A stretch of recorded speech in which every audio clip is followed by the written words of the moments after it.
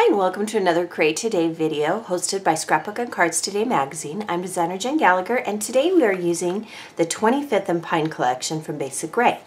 The first item I want to show you is this fun mini album, and you'll notice there are several pages in here. This is great for a December daily or a December traditions album, and then you can use all of these fun embellishments I'm going to show you.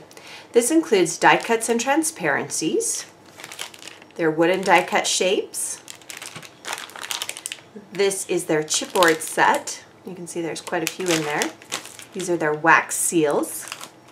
This is from their capture part of this collection and their journaling cards that can be cut out. You'll notice there's a scallop on the edge.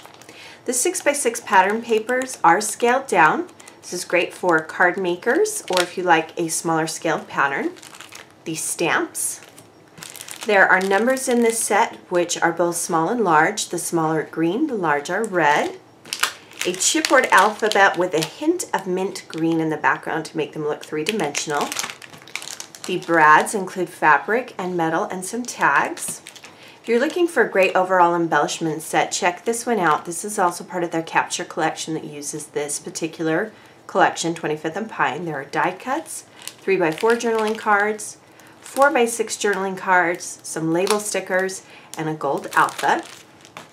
If you want a bunch of different washi tape colors, be sure to check out their tape sticker set. These pennants are double-sided, and this gives you a view of all the different ones that they have.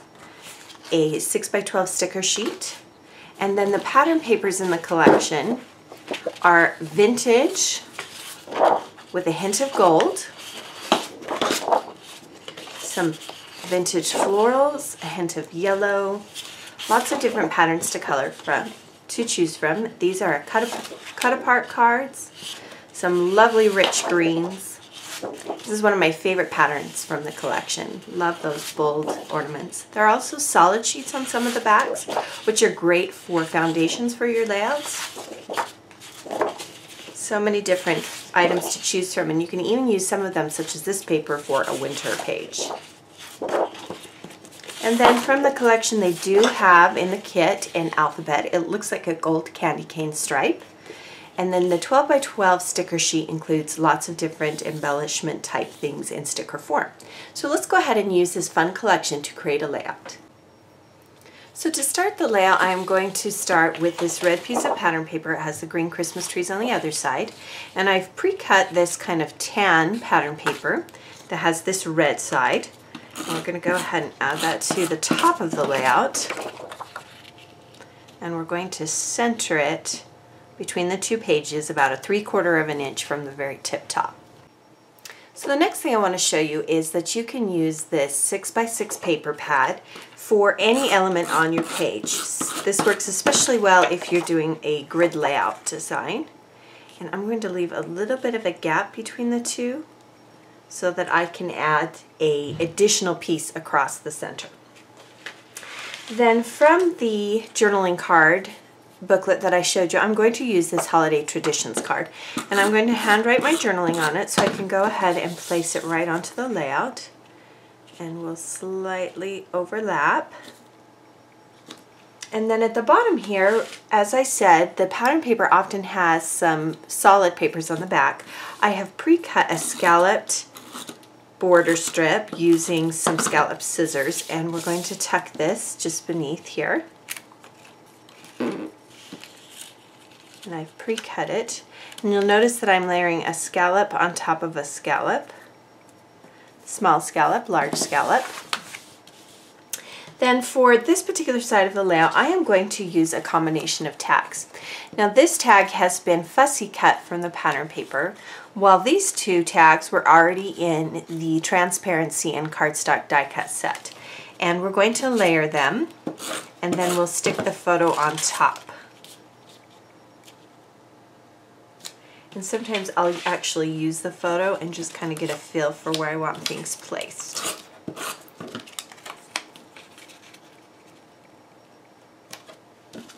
And then the red tag, we're going to stick out just enough that you can read the "Do not open before December 25th." Now to add a little bit of dimension to those tags, I'm going to tie a little bit of twine to the edge of them. And I'm just going to use some crochet twine. You could also use baker's twine, especially red baker's twine for Christmas would be especially cute. We'll just thread the twine through and we'll tie it into a bow. And then it's up to you if you want to tie the additional tags. So this is what the tags look like later. Then we can go ahead and place our photo right on top. We'll center it on this block.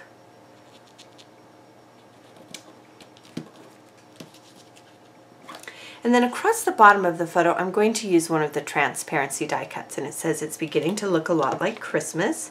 And because it is see-through, you don't want to add too much adhesive to it because it will show through on the other side. So I usually add just enough that it shows very little on the front. And I tried to center it along the white of the photo frame so that you could read the text more easily. Across the center of the page, I'm going to use some of that ornament pattern paper that I showed you beforehand, and I'm going to cut it into a pennant.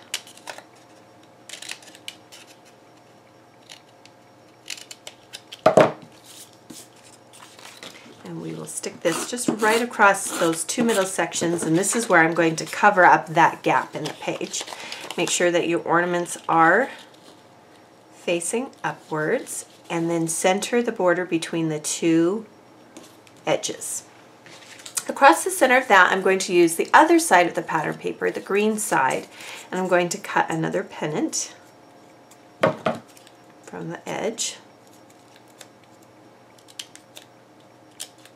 And we'll layer that right on top of the blue pennant. As I'm placing it on the paper, I don't want to cover up too much of those ornament shapes that you see.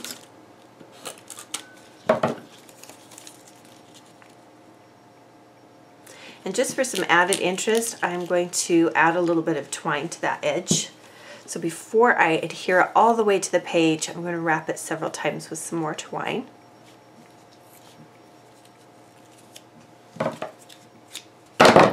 Flatten it down and kind of pull the twine taut before you tie it into a bow. Again, you could use baker's twine for this step if you like. Now, in the products part of the video, I showed you some tape that they have, and this is a great addition to any layout.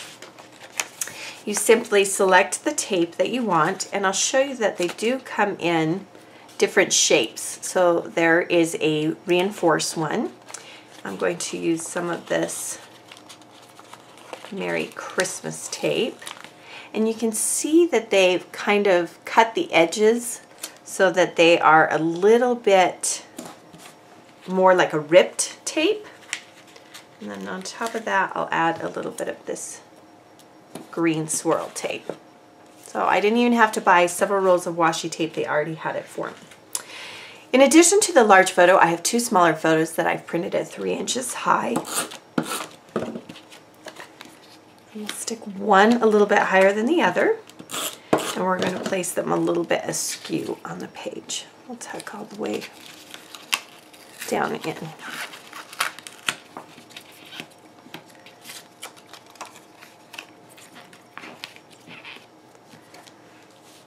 Now placing them askew makes them a little bit more interesting than if I had just done it how it appears just straight on. Now the chipboard pieces you can peel off and they are sticky. I do like to add a little bit more adhesive to them just to make sure they stay in place. And I'm going to mount this chipboard piece, Merry Christmas, across the bottom of the Holiday Traditions. And at the top of that, I'm going to add a Season's Greetings chipboard piece.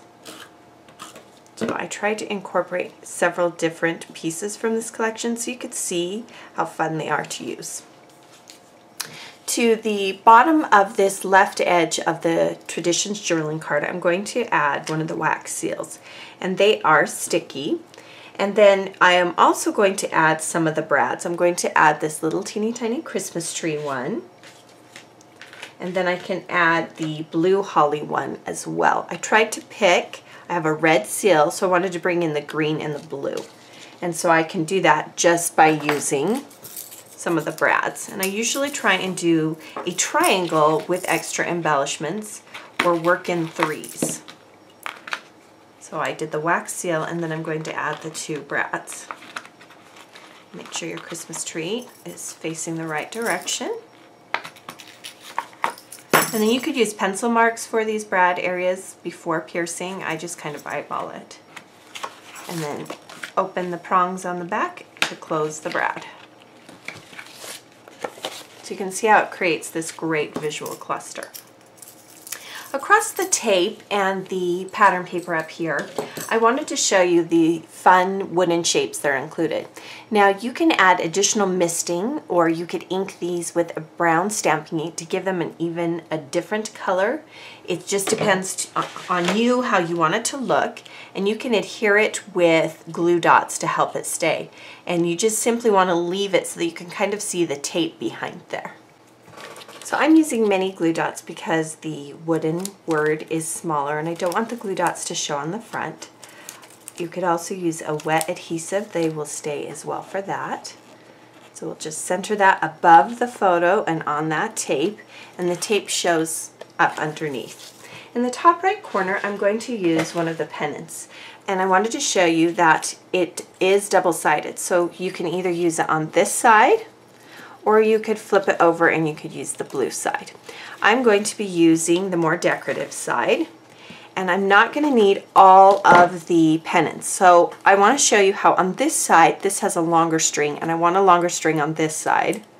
So I'm actually going to rip one of the pennants off so that I get a slightly longer string, and then I can trim the left side so that it matches.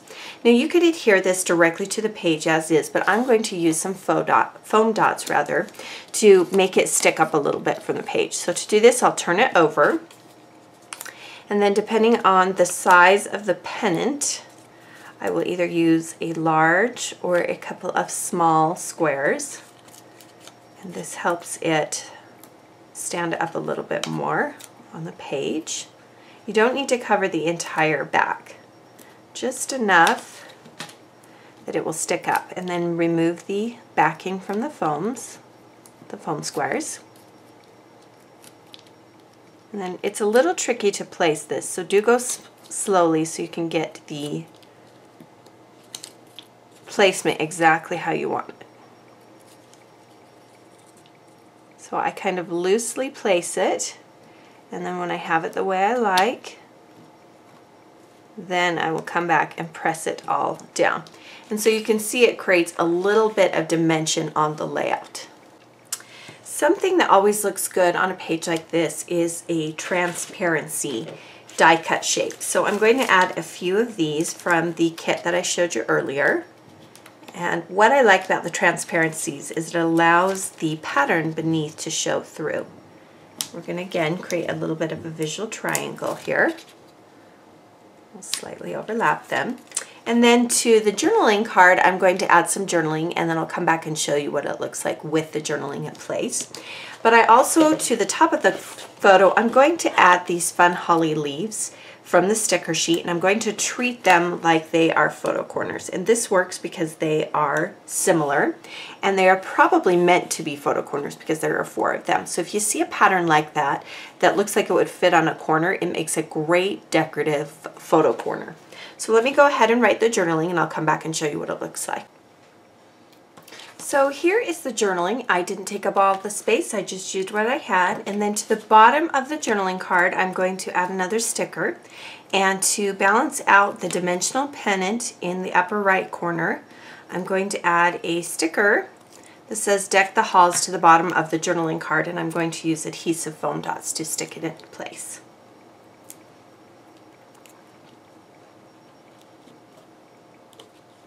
We'll center it in the journaling card. So there you have a layout that uses the 25th and Pine collection from Basic Gray. Thank you for joining me for today's video. Be sure to subscribe to the SCT YouTube channel so you don't miss out on any of these video tutorials.